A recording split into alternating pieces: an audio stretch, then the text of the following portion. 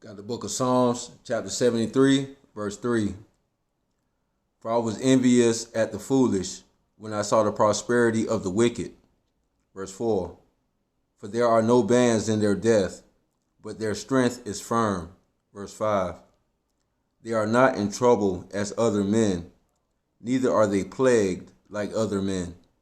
Verse 6. Therefore, pride compasseth them about as a chain. Violence covereth them as a garment. Verse 7. Their eyes stand out with fatness. They have more than heart could wish. Verse 8. They are corrupt and speak wickedly concerning oppression. They speak lofty. I want to say, Barakatha Yahweh, Barakatha Yahweh Shai, Barakatha Yahweh, Barakatha Yahweh Shai. Call halal Yahweh Ba'Shem Yahweh Shai, Ba'Hashem Rakakadash. Double honors to the apostle and elder, great millstone. Peace and salutations to the hopeful elect that's watching and learning. To you I say shalom. Also want to give a shalom to the newly awakened. Those who the Most High is opened their eyes and their ears to receive this word. To you I say shalom. May he increase you with wisdom, knowledge, and understanding according to your lot. I also want to give a shalom to the brothers that go on the highways and byways doing this work in all truth and sincerity, making themselves a living sacrifice unto our power, Yahweh Ba'Shem Yahweh Shai. To you brothers, I say shalom. I'm the brother Nakamaya coming at you with another lesson. Now, what has inspired this lesson was a comment that the Senator Tom Cotton made concerning slavery, right? And the title of this lesson is going to be Slavery is a necessary evil for a fugitive and a vagabond, right? So who you see on the screen right here is a senator named Tom Cotton from out of Arkansas, right? And this guy's here is known for making, fringe statements, if you will, But as of lately, he made comments concerning slavery, saying how it was pretty much a necessary evil in establishing this country, which it was. And we also going to get into that, But the main reason for this lesson is because what Mr. Cotton don't realize is slavery is a necessary evil for a fugitive and a vagabond, because the curses that were placed on Esau, Edom, or Cain, if you will, made him pretty much dependent upon the Israelites, you blacks, Hispanics, and Native Americans. That's why they speak so loftily when it comes to our oppression or our slavery, right? So what I got right here is a clip, not a clip, but I got an article I want to read. Pretty much going into his statement. Then I'm gonna pull some precepts, to pretty much back up his statement, what he's making, and shed more light on it, then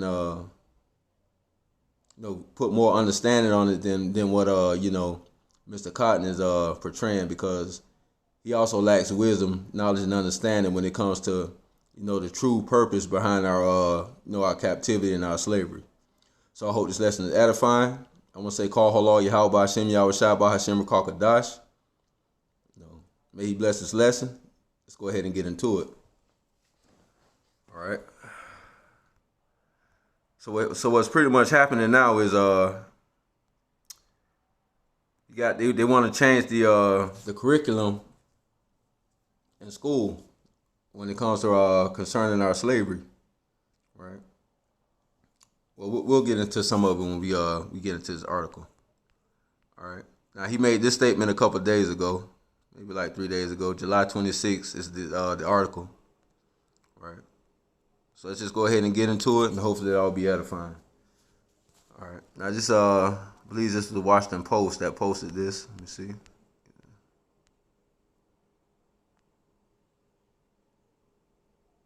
It's like the Arkansas Democratic Gazette.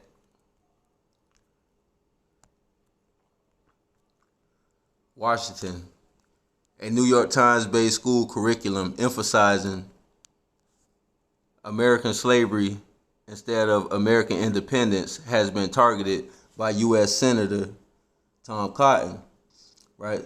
Because in some of these, during some of these curriculums in school, instead of them really emphasizing it being American slavery, they pretty much called it American independence. So you got this movement. I think it started last year in 2019, where they wanted to actually change the name of the curriculum to American slavery. But Mr. Cotton, he has a problem with that. So he made some controversial statements. We about to go ahead and get into it, but we're gonna bring some precepts out of it and shed more light upon this, this slavery and this necessary evil, because it was. But Mr. Cotton really, he lacks wisdom when it comes to the true meaning and purpose behind this slavery. All right, let's go ahead and get into it. While labeling 1776 as the nation's official birth date, the 1619 Project seeks to reframe American history by considering what it would mean to regard 1619 as our nation's birth year. Timed to coincide with the 400th anniversary of the arrival of African slaves in the Virginia colony, the 1619 Project was launched last year by the New York Times, arguing that it is finally time to tell our story truthfully. The project aims to reframe the country's history by placing the consequences of slavery and the contribution of Black Americans at the very center of our national narrative, right? Because what they'll tell you all the time is they built this country. It's their country, they built it, and, they invented everything. They really don't give credit where credit is due. But that's just part of the lies and deceit of this devil. This devil won't tell the truth to save his life. The project mastermind, Nicole Hannah Jones, was awarded this year's Pulitzer Prize for commentary. A curriculum based on the project, which includes essays, poems, photographs, and short fictions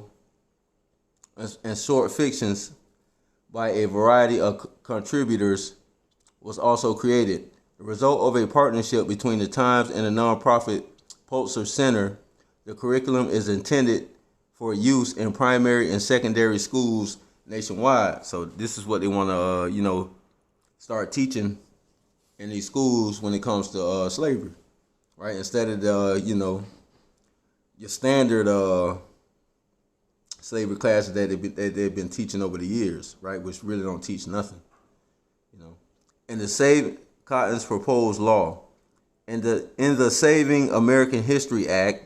Now this is the act that Mr. Cotton wants to introduce. If the Saving American History Act of 2020 becomes law, however, school districts using the 1619 project curriculum could face financial consequences, because he's saying all the schools that want to go through and carry out this new curriculum, they're going to defund you, right, for this. Why? Because the history about slavery, what they bring about, they're trying to water it down. And in some places, right, they actually call a little flack about this. I believe Mississippi. I could be wrong, but Mississippi was one of the places that, and throughout their history books, it could be Texas as well. Well, in their history books, they had it down as slaves were migrants, like we migrated over here, and we volunteered to be slaves. So depending on where you're going, or depending on what state and what school you go to, the history lesson about slavery, it may differ depending on what part of the country you're in. The 1619 Project is left-wing propaganda. It's revolutionist history at its worst, he said in an interview Friday. Hannah Jones did not respond to a request for comment Friday. In a tweet, she said Cotton's bill speaks to the power of journalism more than anything I've ever done in my career. In a written statement, Times spokesman Jordan Cohen, said the project is based in part on decades of recent scholarships by leading historians of early America that has profoundly expanded our sense of the colonial and revolutionary period. Much of this scholarship has focused on the central role that slavery played in the nation's founding. Recent scholarships has helped challenge prevailing narratives about our founding that prioritize the idea of revolutions while paying scant attention to historical realities, right? Because like I said earlier, they always want to water down slavery, right? They don't want to live up to the brutality, and how the effects of slavery destroyed our people even unto this very day. Nobody wants to take responsibility for that. And we also see that when it comes to reparations, right? In her introductory essay, Hannah Jones suggested that the revolution was a reaction to the British abolish movement, arguing that one of the primary reasons the colonists decided to declare their independence from Britain was because they wanted to protect the institution of slavery and ensure that slavery would continue. The fact, she said, has been conveniently left out of our founding mythology. Critics say many of the leading revolutionaries opposed slavery. New England, cradle of the Revolution, was also a stronghold for anti-slavery sentiments, they say. 5 renowned historians, Sean Wilentz and James McPherson of Princeton, Brown University, Gordon Wood, Victoria Bynum of Texas State University, and James Oakes of the City University of New York Graduate Center, challenged Hannah Jones' premise last year and urged the Times to issue prominent corrections of all the errors and distortions presented in the 1619 Project. The Times defended the project, but later walked back one key claim. Preservation of slavery, now states, was a key motivator for just some of the colonists. While lauded by the Pulitzer judge, the 1619 Project has been condemned by many conservatives, including President Donald Trump. Of course, he's going to object to it. Now it's under fire in the U.S. Senate as well. Federal funds threatened, right? Because if, just like these countries, man. And this proves that Babylon the Great, man, is America, right? That great whore, right? Because if you don't play along with it, man, there's consequences, right? And one of the ways they threaten you is with sanctions. Now, them defunding or threatening to defund these the schools that handle this curriculum, right? It's just another form of a sanction, if you will. If Cotton's legislation passes, school districts that embrace the curriculum would no longer qualify for federal professional development funds, money that is intended to improve teacher quality. Showing they don't really give a damn about your education. You teach what we want you to teach, right? Federal funding will also be lowered slightly to reflect any cost associated with the teaching of the 1619 Project, including in planning time and teaching time. Funds tied to low-income or special needs students will not be affected. The Secretary of Education, Agriculture and Health and Human Services would create prorated formulas to determine the size of the reduction in federal money for schools adopting the curriculum. Hey man, this devil is something else. It won't be much money, Cotton said, but even a penny is too much to go to the 1619 Project in our public schools. The New York Times should not be teaching American history to our kids, right? Because Esau Edom wants to teach your kids, right? He wants to water down slavery, right? So he don't look that bad. But you already done been uncovered, devil. So it's a little bit too late for that, right? People seeing you for who you really are, right? Like people are gonna forget they walking around with masks on their face, right? And what's the point of even defunding the school if they can't even go to school anyway? Remember, we got a coronavirus out here that got the school shut down.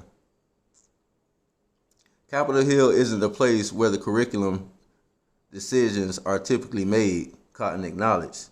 If educators want to use the materials, they'll still be free to do so, he said. Curriculum is a matter for local decisions and if local left-wing school boards want to fill their children's head with anti-American rot, that's their regrettable choice. But they ought not to benefit from the federal tax dollars to teach Americans' children to hate America, he said. Now, if they're just speaking about what actually took place during slavery, why would the children hate America, right? Proving, right, that your deeds were evil, man, right? No matter how much you want to prop up this wicked kingdom, that was built on the backs of the Israelites, you so-called blacks, Hispanic, and Native Americans, right? No matter how much you boast in it, man, that dark history still looms, right? What you try and do is water it down, with your media, throughout your movies. You cause all these delusions, man, but, the truth is tearing it down, man. All right, and the last thing you need is for these kids at a young age, right, to learn the truth, right? You need to fill their heads while they're young with your garbage, man. Right? That's why you're so opposed to this. Disagreement on history. Now, why would it be a disagreement on history, man? History just is what it is, man. Critics have accused the project of misrepresenting colonial views on slavery, arguing that anti-slavery sentiments were stronger in some of the colonies than in England. In the midst of the Revolutionary War, the Pennsylvania General Assembly passed its own act for a gradual abolition of slavery. In Massachusetts, the judiciary struck down perpetual servitude by the time the Treaty of Paris ended the conflict. Cotton, who opposed recent efforts by U.S. Senator Elizabeth Warren, Democrat of Massachusetts, to remove Confederate names, right? Because this guy's always on the wrong side of history, right? Now, Elizabeth Warren, I believe it was like 2 years ago, tried to pass a bill to change names and take down statues, but Tom Cotton, the same guys who were opposing this curriculum, he had something to say about it. So this guy's always on the bitter end of these conversations. Cotton, who opposed recent efforts by U.S. Senator Elizabeth Warren, to remove Confederate names, monuments, and symbols from military sites, has accused the 1619 Project of being racially divisive, right? Because that's what this country is, and that's what it was built on, right? Being racially divisive, as it is to this very day. The entire premise of the New York Times factually, historically flawed 1619. Slocky, what just happened?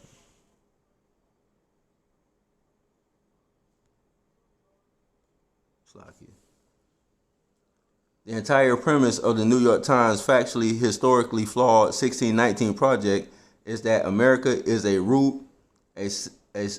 systematically racist country to the core and irredeemable.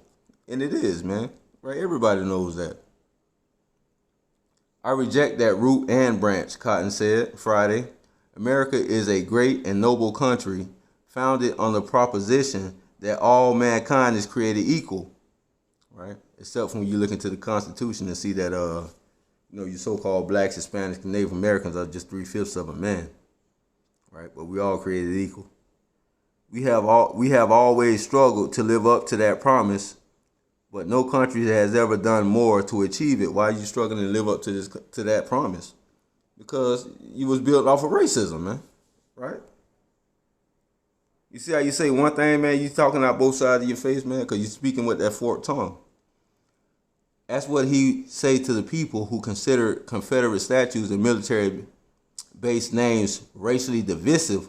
Cotton noted that Arkansas is already taking steps to remove its own segregation-era statues, right? Because, you know, for a country that's so advanced in other countries when it comes to racism, you still got a lot of work to do, man. You still got a lot of statues to take down, man.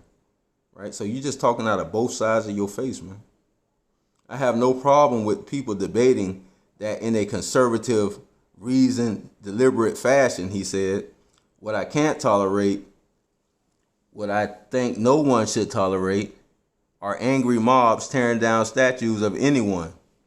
They tear down a statue of Confederate General Robert E. Lee today. Tomorrow, they come for President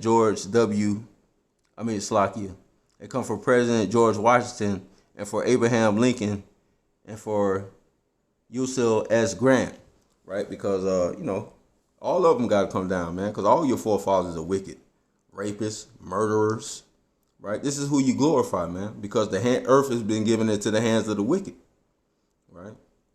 And when we bring up your treacherous history, man, you can't handle it, right? You try and change the conversation. They try and teach it in school. You threaten to defund the schools, proving that you the devil that the Bible speaks of, man. In the interview, Cotton said the role of slavery can't be overlooked. We have to study the history of slavery and its role and impact on the development of our country, because otherwise we can't understand our country, right? So when we tell you this country is racist as hell because it was built off of racism, that's pretty much the understanding that you need. Right, but when they try and teach that in the schools, you start bucking up, man, threatening to defund the schools. Right, you see this? Hey, this devil, what he really got a problem with, man, he wants you to teach it the way he wants you to teach it, right? And if he had it his way, man, he softened it up, man, as much as he could, right? But the truth is like kryptonite to these devils, man. They can't handle it. That's why anytime, these topics come up, man, they get all bent out of shape, man. As the founding fathers said, it was the necessary evil, right? A necessary evil upon which the Union was built. But the Union was built in a way, as Lincoln said, to put slavery on course to its ultimate extinction. He said, yeah, that's why it took a civil war in order to bring it to its final conclusion, which it didn't, right? It just morphed into something else. The biggest prison industrial complex in the world, right? Right here in Babylon the Great, right? So all you did was just legalize it, man, right? And turn it into something else. Instead of portraying America as an irredeemable, corrupt, rotten, and racist country, which it is, the nation should be viewed as an imperfect and flawed land, but the greatest and noblest country in the history of mankind, Cotton said. The Times is a frequent target of the senator's criticism. All right, that's all I'm gonna read on that, man. Right, because we heard the statement. That's all I really just pretty much wanted. What's the statement? Matter of fact, let me read that one more time, and we're going to go ahead and get into some scriptures. Right? Because what Mr. Cotton don't know, that it was a necessary evil. Right? But it was necessary for two reasons. Right? Let's go get some scriptures. Right? One of the reasons it was necessary for, so the Most High's word don't come back into him void. Got the book of Deuteronomy, chapter 28. I'm going to start at verse 1.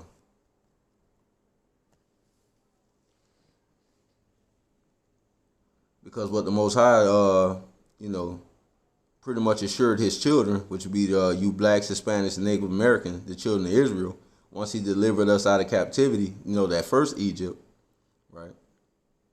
This is what he proposed to us in the wilderness, right? He gave us an ultimatum. Got the book of Deuteronomy, chapter 1. Slakia, chapter 28, start at verse 1. And it shall come to pass, if thou shalt hearken diligently unto the voice of the Lord thy God, Yahweh, by Hashem Yahushai, to observe and to do all his commandments, which I command thee this day, that the Lord Yahweh, thy power, will set thee on high above all the earth, above all nations on the earth, right?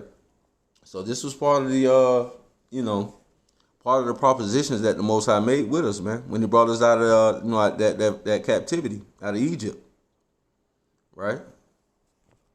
Now you can go ahead and read all the way down to through 2 through 14. That will be the blessings that we got, right? But when we get to verse 15,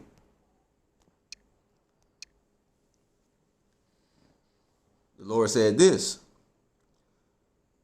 Got the book of Deuteronomy chapter 28 verse 15. But it shall come to pass, if thou wilt not hearken unto the voice of the Lord thy power, Yahweh, by Hashem Yahushai, to observe and do all his commandments and his statute, which I command thee this day, that all these curses shall come upon thee and overtake thee, right? So part of those curses, right, when you get to Deuteronomy chapter 28, verse 15 on down, right, but part of those curses actually dealt with this slavery, right? Let's go to slip down to verse 68. Got the book of Deuteronomy chapter 28, verse 68.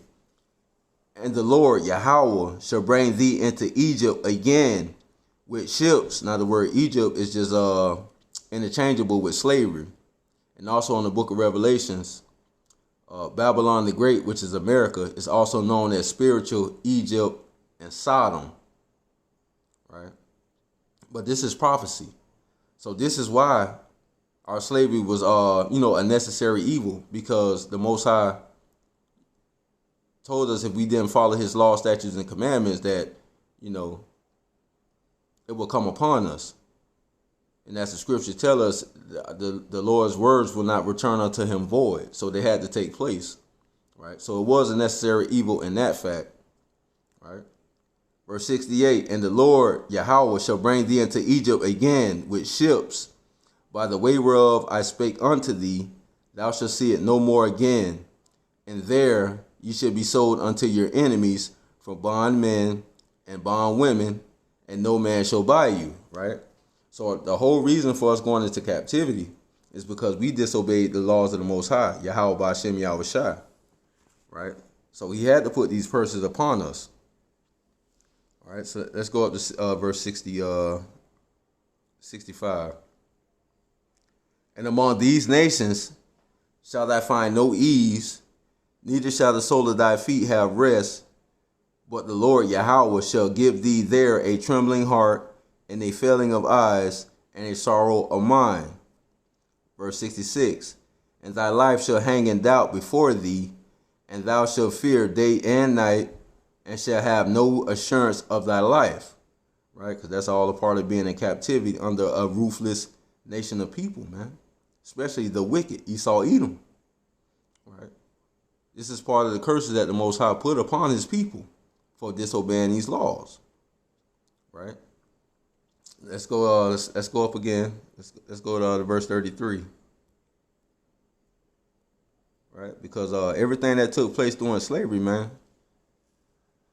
it was all foretold, man. Right? It's prophecy. Got the book of Deuteronomy chapter 28, verse 32. Thy sons and thy daughters shall be given unto another people, and thine eyes shall look and fail with longing for them all the day long, and there shall be no might in thy hand. Right? No might. Nothing we could do about the slavery, man. Right? Because this was ordained, from the Most High. This was punishment. Right?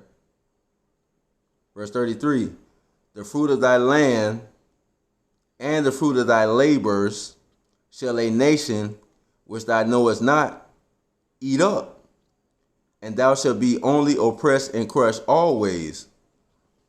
Right? But what Mr. Cotton don't understand, right?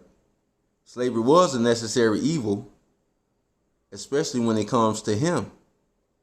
right? And his people, right? The nation of Edom, the nation of Cain, right? Because these same curses that he put upon us, right? Especially when it comes to this verse right here, verse 33, the fruit of thy land and all thy labors shall a nation which thou knowest not eat up, right? And the reason why,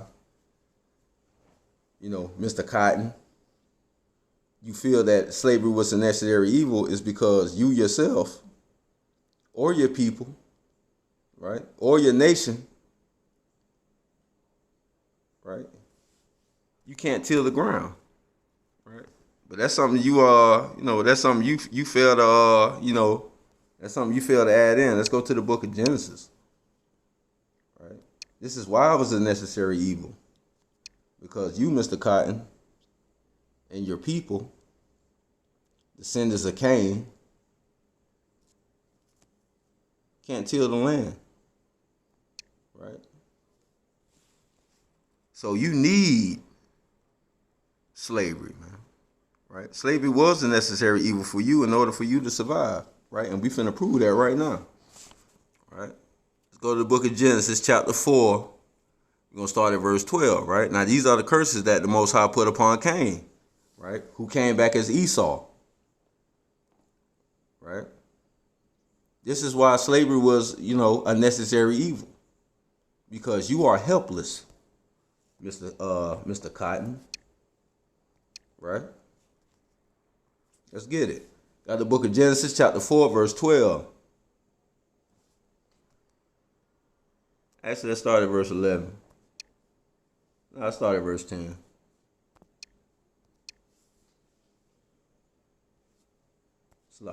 Start at verse 9. And the Lord Yahweh said unto Cain, where is thy brother? Where is Abel thy brother? And he said, I know not. Am I my brother's keeper? Right. And this is right after Cain slew his brother Abel. Right. The wicked slew the righteous. Right. Which we see today. Right. So Cain is a representation of Esau, which Cain is just Esau is just Cain reincarnated. Right. With these curses still intact. And he said, what hast thou done? The voice of thy brother's blood crieth unto me from the ground. Verse 11, and now are thy cursed from the earth, right? Now here's the key, right? This is why your slavery is a necessary evil, man, right? Because it's, pursuant to these curses right here, man. You are helpless without the hands of these Israelites, man, right? And we finna prove that. And now are thy cursed from the earth, which have opened her mouth to receive thy brother's blood from thine hand, right? Now, the Most High is just cursing you from the earth. Now, let's see what all that entails. Verse 12, when thou tillest the ground, it shall not henceforth yield unto thee her strength. A fugitive and a vagabond shall thou be in the earth, right? So when you till the ground, Mr. Cain, Esau, right, Mr. Cotton, the earth is not going to yield her strength unto you, right? So there's no way for you to survive off of the land, right? By tilling it at least, right? So what you're going to need is somebody to till the land for you, right? That's where slavery comes into play at, right? Let's go to Genesis, chapter 3. Let's say about 17. Right, because Adam was cursed as well from the earth, right? But his curse, in order for he can still till the ground, and get the increase, but it's going to cost, the sweat of his brow. It's going to cause him to, he's going to actually have to work for it, right? Let's go ahead and get this real quick. Got the book of Genesis, chapter 3. We'll start at verse 17.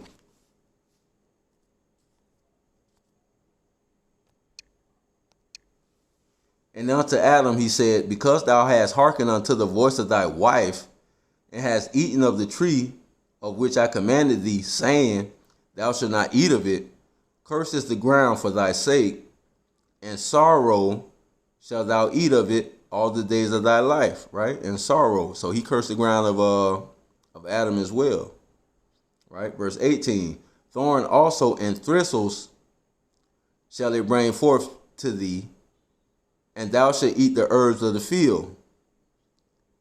Verse 19, and this is the key right here. In the sweat of thy face shall thou eat bread, till thy return unto the ground.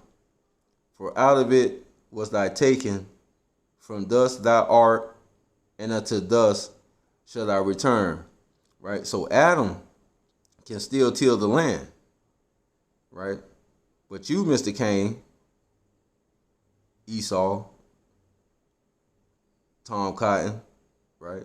You are helpless when it comes to the earth, right? The earth is not going to yield her strength unto you, right? So what you're going to need is you're going to need somebody who can, right? And taking them into slavery and serving you, right, is it's the only way you're going to be able to survive and eat, right? So let's go ahead and get some more of that. Let's go to Genesis chapter 25.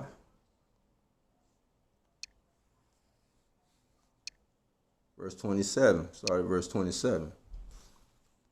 Right? Now, this is the birth of Jacob and Esau, right? Which Cain is just really Esau reincarnated. Right? Now, let's look at these. Let's look at some of the characteristics of Cain. Or Esau, rather. Got the book of Genesis, chapter 25, verse 27. And the boys grew. Now, we're talking about Jacob and Esau, right? Which Esau is the representation of Cain reincarnated in his curses, right? Still came out looking like the same color of him and everything, right? And the boys grew, and Esau was a cunning hunter, right? Because if you can't till the land, right, a cunning hunter would be, suitable for you, right? And, essential to your survival, because the earth is against you, right? And the boys grew, and Esau was a cunning hunter, a man of the field, and Jacob was a plain man dwelling in tents. Right? Verse 28, and Isaac loved Esau because he did eat of his venison, right? Because he was a hunter, right? And venison is like deer meat, right? So you was a cunning hunter, right? That hunted for your food, right? You wasn't you wasn't a tiller of the land. Because you're not productive in that fashion. But Rebekah loved Jacob. Verse 29. And Jacob sawed pottage. And Esau came from the field, and he was faint, right? He was faint because he couldn't catch nothing this particular day, right? And then you couldn't go to a garden and just pluck you some vegetables to sustain yourself because you cannot till the land, right? Verse 30, and Esau said to Jacob, feed me. Well, why did Jacob have to feed you? Because you couldn't catch anything, and that's your only source of survival, man. Hunting something, right? If you can't hunt, you can't eat. And Esau said to Jacob, feed me, I pray thee, with that same red pottage, for I am faint. Therefore was his name called Edom. Right? Because you didn't even want to wait for the food to get done, right? You was just ready to eat right then and there. Verse 31, and Jacob said, sell me this day thy birthright. Verse 32, and Esau said, behold, I am at a point to die, and what profit shall this birthright do to me?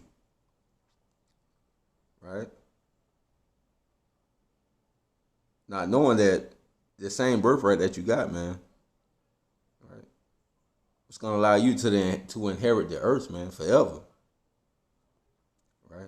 But by you being so carnal and profane and only thinking about the here and now, right, you just cast it away like it was nothing.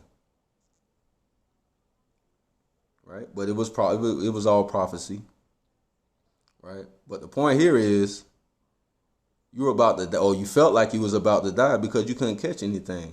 Right? And that's your only means of survival, man, is hunting. Right? Because you can't till the land. Right? And to prove that even further, right? And to prove that you need other people in order to survive because you can't do anything of your own, let's go to the book of Job.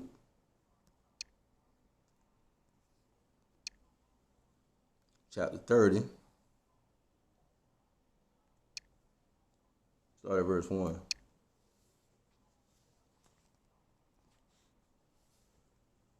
But now they that are younger than I have me in derision, right? Whose father I would have disdained to have set with the dogs of my flock. Why? Because you profane, man. You gave away the kingdom, man, just for, a meal, man. Right? An uncooked meal at that.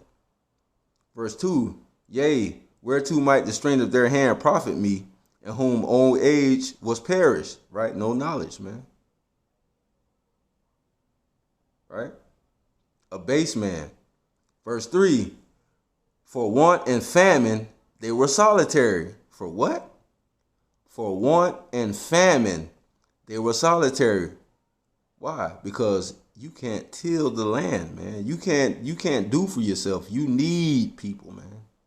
Proving that slavery, in your own words, Mr. Tom Cotton, it was essential, man. Right? Because without those slaves, man, you guys would have just migrated over here and just perished, man. You would have been off the earth already.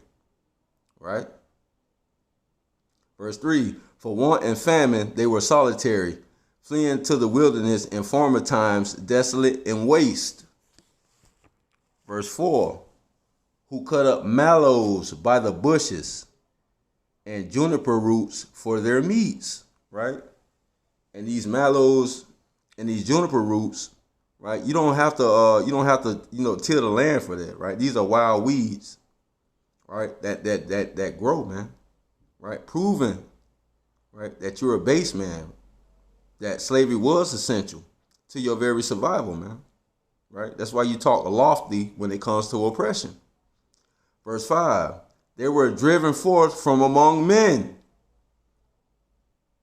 Wasn't Cain driven out of the, right, from the face of the earth, from among men? Right? A fugitive and a vagabond should I be in the earth? They cry after them as after a thief. Right?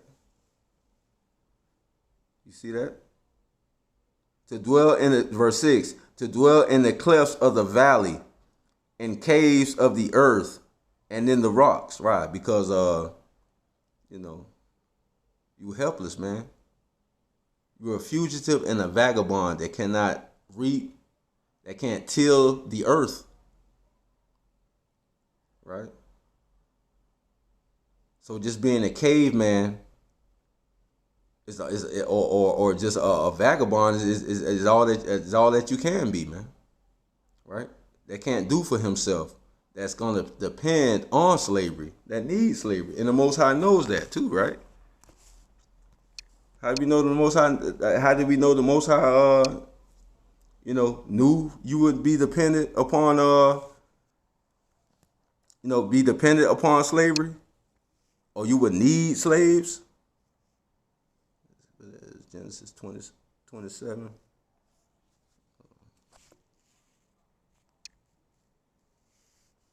go to Genesis 27. Let me see if I can grab that real quick. 27.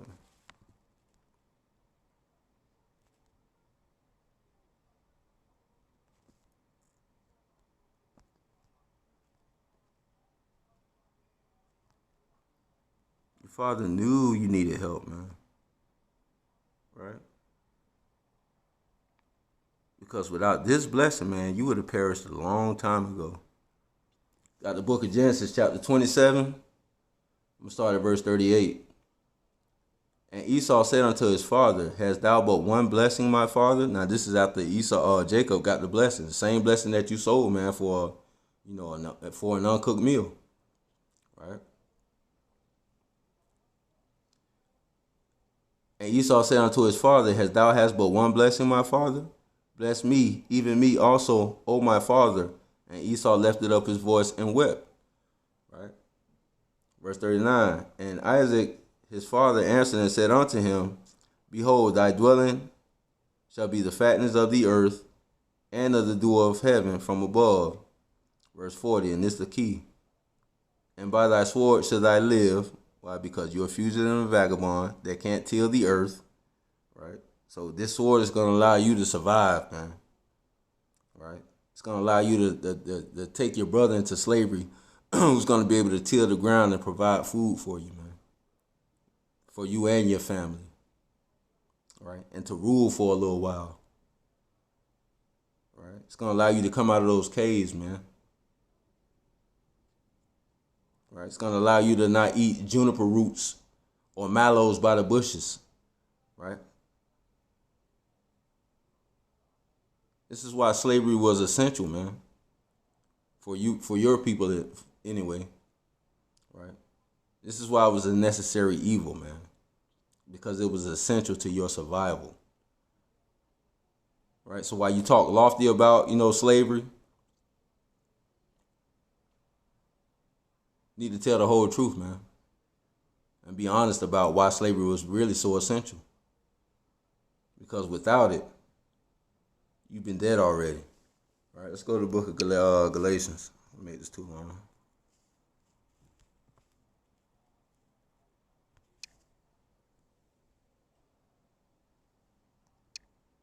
What you fail to realize, though, Mr. Tom Cotton, that same necessary evil is going to be returned upon your own head. Got the book of Galatians, chapter 6, verse 7. Be not deceived, Yahweh is not mocked. For whatsoever a man soweth, that shall he also reap, right? And we know you can't, you sow nothing but wickedness throughout this planet Earth, man. Right? So what you've got coming, right, is the same thing you speak lofty of, right? And that's only righteous. I'm going to go ahead and bring this last precept out. I'm going to close out. Go to the book of Revelations, chapter 13, verse 10. Right? Because the time's coming, right, where we'll be speaking lofty.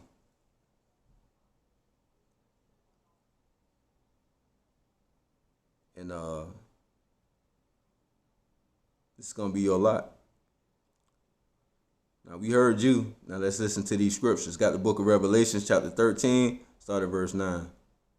Right? Because, we don't have to threaten to defund anything behind this truth, man. This truth is what it is. Right? See, you have to cover your treacherous history up, to keep it secret. You don't want anybody to bring the truth out, so you threaten to defund, these schools, man. But there's nothing you can do against this truth right here, man. And there's nothing you can do against this prophecy. Because the same way it was prophesied about us going into captivity, right? If we didn't obey the words of the Most High, well, this is also prophecy as well. Got the book of Revelation, chapter 13, start at verse 9. If any man have an ear, let him hear. Verse 10. He that leadeth into captivity shall go into captivity. Right? That necessary evil you was talking about? Well, this is the judgment for that. Right? It's going to be turned upon your own head. He that killeth with a sword must be killed with the sword. Here is the patience and the faith of the saints. And this is what, us men that's doing this work, even 2/3 of our people, man, that's not even this truth. This is what we this is what we're gonna wind up eventually grasping hold of, man. Right? This is the promises that our Father promised us, man. Right? And the time will come when we'll speak lofty about your oppression. Okay? All right?